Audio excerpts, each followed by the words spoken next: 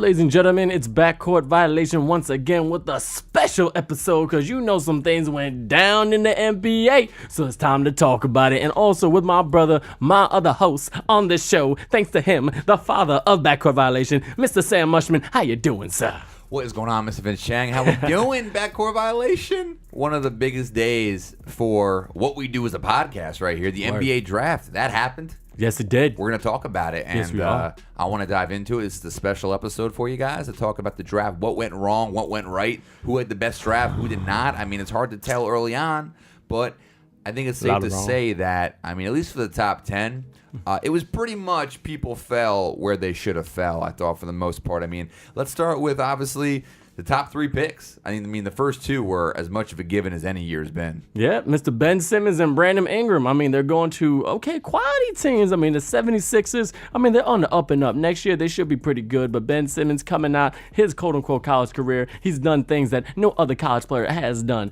I mean, he has shown a little bit of versatility. I have not seen him shoot the three ball, so I'm really concerned about that. Well, I think the thing with that is, I mean, when you talk about who had the best draft, I think you have to just dumb it down and say Philly did, because they clearly got the best player. When there's a clear number one best player, that's the team that had the best draft. And with the pieces they have, especially the big guys that are only going to continue to progress for them, what's going to come down to for Ben Simmons is how much of a killer instinct is he going to progress to have? Because in college, you know, there were times where he took over the game, but as far as when his team really needed a bucket, that LSU team, there was no reason why they shouldn't have made the tournament. And I think a big part of it is because Ben Simmons didn't want it enough, you know? And he's got to develop a jump shot, and I think he has to develop a lot more tenacity. He does, but also, like you just said, he didn't have that dog in him. There was no dog. Like, he could play, don't get me wrong. But how many times have you seen the number one pick, all right, the number one player next to Buddy Hield? Because I think Buddy Hield showed a lot of more strength, a lot of more baller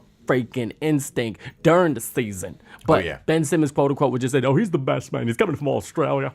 He was a coach." Again, I mean, you know, Buddy Hield, it's tough to get through an interview, but I think he's going to get better at that over time. It's a little tough to get through an interview. I'm not sure where he's going with some of his thoughts, but at the end of the day, a lot of people were saying, when you ask the question of which player was the best pick for that team, Chris Dunn was by far the landslide opinion this week in sports media. A lot of people were saying he's a great fit for that Timberwolves team as another scoring threat and someone that's coming as number 5 too. Coming as number 5.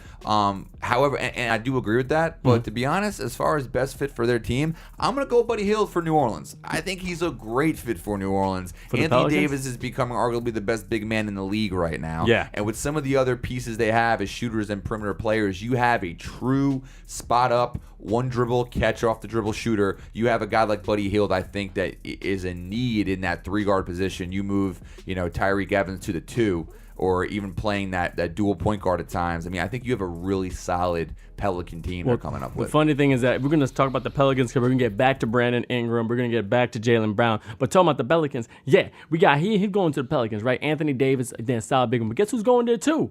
My Jayhawk, Chick Diallo, I don't even think he should have been even drafted in not even the first, second, third, or fourth round. Okay? Stay in Kansas one more year, brother. All right? You don't got new NBA spirit. You got new NBA preparation. Well, I personally think he should have stayed one more. I mean, and here's the thing. Anyone that watches our show, you know that we make a big deal in the beginning of the year about what top freshmen we think are coming in, right? So we watched 2 of them all year do a whole lot of nothing, Scalabissiere and Chick he Diallo. Went in the first round. You know what, though? I'm just glad he didn't go top 15. Because at some point, people were saying he was projected 12 to 14. I mean, 28, thank you. Because it's like he didn't deserve any higher than that. No, and so, I mean, one guy that I think did fall where he should have fell was Scal, because with his upside, that's as far back as he was going to fall. Anybody that jumped out at you as someone that might have been drafted, you know, a little bit too high, a little bit out of their league? Malachi Richardson. Okay, I give it to the Orange man. You guys did your thing, you know, in the tournament. I mean, he showed up when was it the Final Four and the Elite Eight. Like, he did his thing all through those last couple of games. But come on, bro. He's a freshman coming in. He was averaging, 18 points? No, 13 points. I'm sorry, about 13 points. Also, he was 35% from 3. Now, granted, that is a very good shooter. But that is not an amazing, like Steph Curry, Ray Allen kind of shooter. And you would think if you could mold him, great. But he could have stayed one more year. I don't think it should have been that high. I see at least 10 other players that should have been higher than Malachi Richardson. He's a dope player, but not that high. He came in at freaking 22. I'll give you Malachi as your selection because at least you pick somebody that, yes, I will say could have been a little bit overrated. Yeah. But not by much. Not by much. And the reason I'm saying that is because in an age where upside is everything over what you can do on the floor right now. That's true. Okay. I want you to go home and I want you to do me a favor, my man. I want you to rewatch that Orangeman Final Four run tonight. I know. I want you to see in his humble 13-8, he put up a game. I want you to see how he put up that 13-8. He made some plays that half of the NBA probably looked at and said that is something we can mold. Like, I almost see as far as a I'm trying to think who would be the best comparison for him, and I'm blanking like a Tony Allen. Like a Tony Allen? You know what I mean? Just because if his offensive game doesn't progress, he's lanky, he gets out. He's going to get out on shooters, and he's going to do a lot of the intangibles because that's how he's going to be a role player in the NBA. He wasn't the main go-to guy for the Orangemen. He was as far as getting everything done. Okay, not as far as scoring output. He stepped up though. So he's got the body. I think he could be successful. But mine. And here's the thing, I'm almost going to be a little hypocritical with how I was talking about him during the regular season, but I think that, hands down, Jacob Poeltl. Jacob Poeltl? Really? Oh, from Utah. Yep. He got traded, too. He's not on the original team that he was on either, was he? No, he got drafted by Toronto. I'm not sure he got traded to.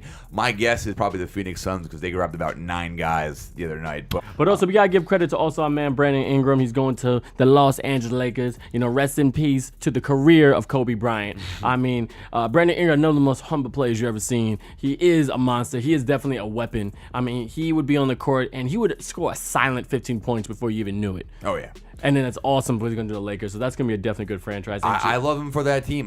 The Lakers had no other choice. Yeah. It's either Simmons or Ingram. And at that point, as the combine progressed, you're not taking Simmons at 1. Those two are 1 and 2, but they're a distinct 1 and then 2. Simmons could be the next. He has LeBron James tendencies. Yes, he does. That's what's scary. And Ingram, he's his own separate entity, man. He's an own separate entity. Honestly, he's very much the way he moves. He's very Durant-like, just with a little more handle. Yeah, exactly. And a little more guard orientation, a little more court awareness, a little more his game is more polished. Mm-hmm. You're right. I have to go on a limb if you compare Durant when he was at Texas to Ingram now. I think Ingram is a little bit more polished. I say he's a little more better. And polished, yeah, but better is like a solid word for me. Yeah. Because he's coming in a little bit more, I don't know, just more experience. He looks more, like you said, cleaner. Mm-hmm. He looks like he's ready. But also, we got to talk about one guy.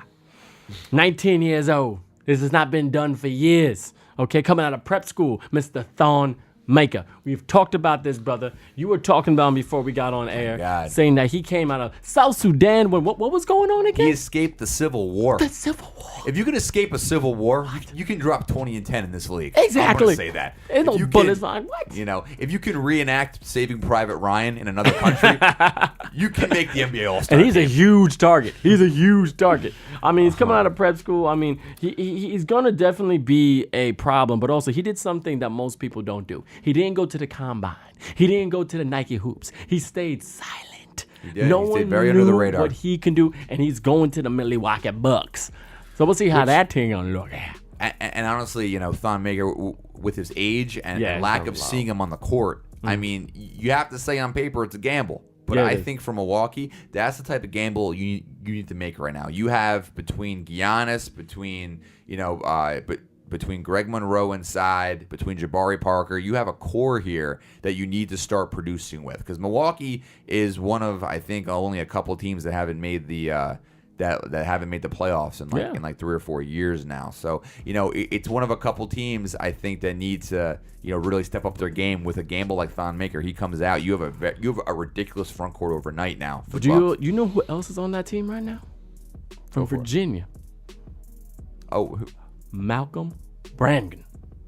Ooh, they got Malcolm Brogdon late? Yep, they got him. They got him in the second round, the 36 in the second round. Yo, I'm telling you, with him being on the team with Thon Maker, that's going to be a nice 1-2 hit if they progress together. Oh, 100%. Okay. Adding Jabari Parker with that, who's going to continue to get It's better. gonna be, that's going to be a trio. you know, That he may be was the injured next for a little bit. Dwayne Wade, Chris Bosh, and LeBron. I'm just saying. I mean, a dumbed down version, like yeah, A dumbed down. not the JV version, like the second unit of the freshman team version, but you know, a version. A version. All less. I'll give you a version.